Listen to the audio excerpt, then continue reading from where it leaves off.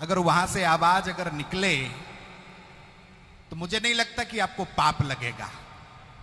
हो सकता है कि पाप अगर करके कहीं से आए हो तो ये गारंटी है कि जितना हम राम नाम संकीर्तन बोलकर यहां से जाएंगे तो वो निमिट जरूर जाएगा।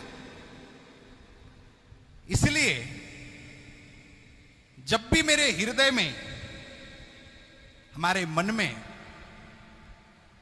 ऐसा विचार उत्पन्न होता है कि भगवत संकीर्तन हमारे जीवन में बाधा को काटने वाला है, बाधा को मिटाने वाला है, संकट को दूर करने वाला है, इसलिए हम सबकी श्रद्धा भी अगर कहीं होती है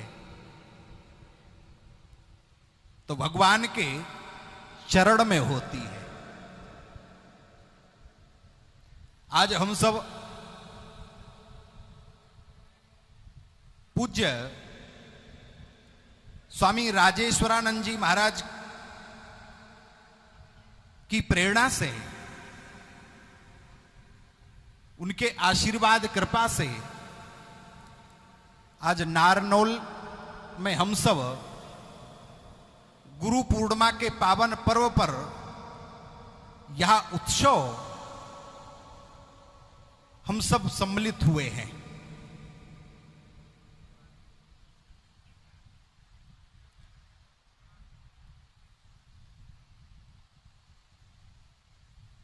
और हम सब काम तो करते हैं, परंतु ईश्वर करवाता है और ईश्वर के करवाने पर हम निमित्त जरूर होते हैं।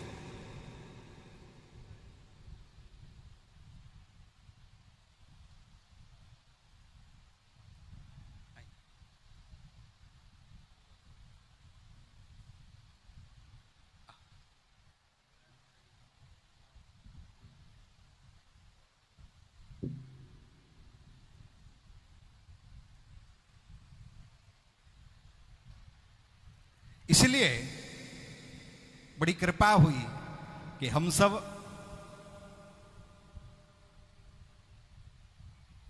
भगवत कृपा से यहां पर उपस्थित होकर के भक्तिमय वातावरण में ओतप्रोत हो रहे हैं। हमारे जीवन में भक्ति का आलोड़न प्रलोड़न हो रहा है। बड़ी कृपा हुई है, क्योंकि हम सबके जीवन में अधिकांश कोई ना कोई विकार जरूर उत्पन्न होता है, और उत्पन्न की तो छोड़ो, हमारे जीवन में कई विकार भरे पड़े होते हैं। लेकिन आजकल तो कार दिखती हैं लेकिन विकार नहीं दिखते। विकार तो कार में बैठकर निकल जाते, और बगल में अगर कोई थोड़ी सी ओवरटेकिंग कर दे तो फिर एक और विकार बढ़ जाता है इसकी। तो हाँ भाई, कैसे आगे निकल गया। अच्छा, दूसरों के विकार बहुत दिखते व्यक्ति को। मेरे जीवन में कोई संकट आ जाए तो हम बड़े आराम से कह देते हैं क्या करें, समय खराब चल रहा है, परीक्षा भगवान ले रहा है। और वही संकट सामने वाले व्यक्ति के अंदर, वही संकट की समस्या खड़ी हो जाए तो बड़े आराम से कह देंगे कर्मों का फल भोग रहा है।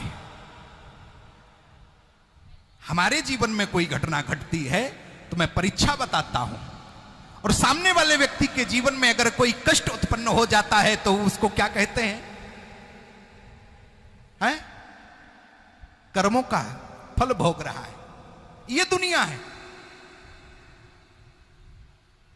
इसीलिए प्रभु भी कहते हैं कि तुम देखो दूसरों को कितना देखते हो, हम भी तुमको देखते हैं। तुम दूसरों को देखते हो, हम तुमको देखते हैं। क्योंकि पूज्यपाद गोस्वामी बाबा ने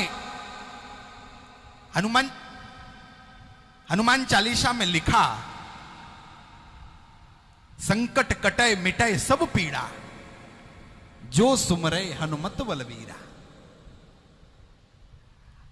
अच्छा, अगर पूछ लिया जाए कि तुम्हारे जीवन में कितने कष्ट हैं, तो सबसे ज्यादा बताएंगे कि हमारे जीवन में तो शायद इतना कष्ट है कि शायद दुनिया में किसी को नहीं होगा।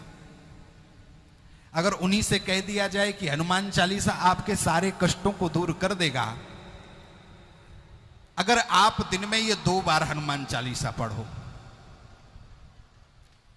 तो भले ही कष्ट कितने बने रहें, परंतु 2 बार तो हनुमान चालीसा पढ़ना बड़ा कष्टमय लगेगा। अभी महाराज जी चर्चा कर रहे थे, यह सब संपत्ति रघुपति के आई। बड़ी सुंदर चर्चा की कि देखिए भगवान अयोध्या में सारी संपत्ति छोड़ करके वनवास को निकल जाते हैं, और जब वनवास को निकले तो एक भाई कह रहा है कि यह सब संपत्ति रघुपति की है, ये रघुवर की है, ये अयोध्या नाथ की संपत्ति है, इसमें एक धेला बर्बाद नहीं हो।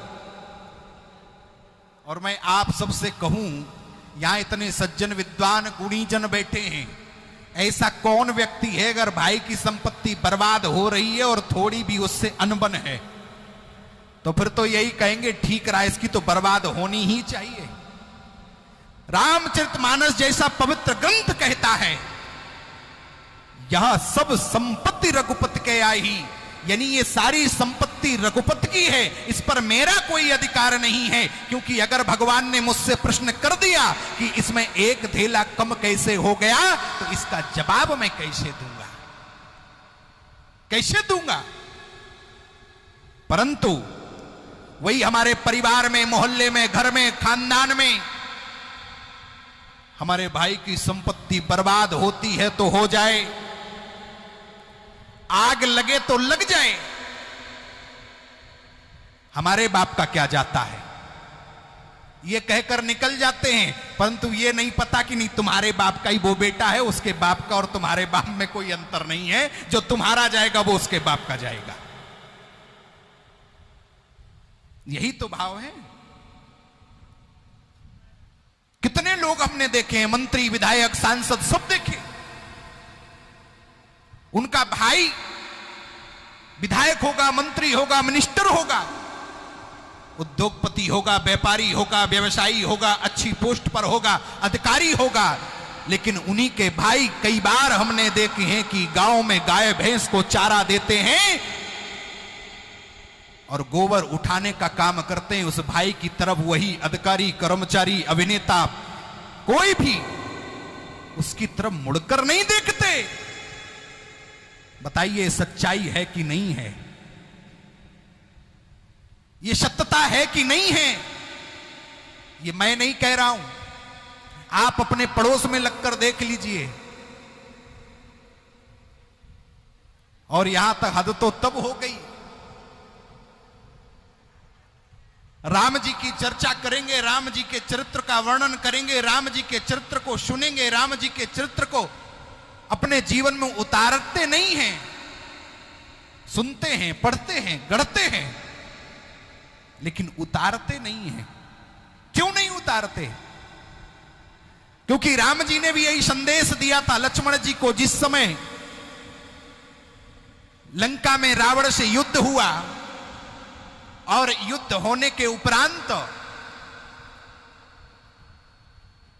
रावण मारा गया,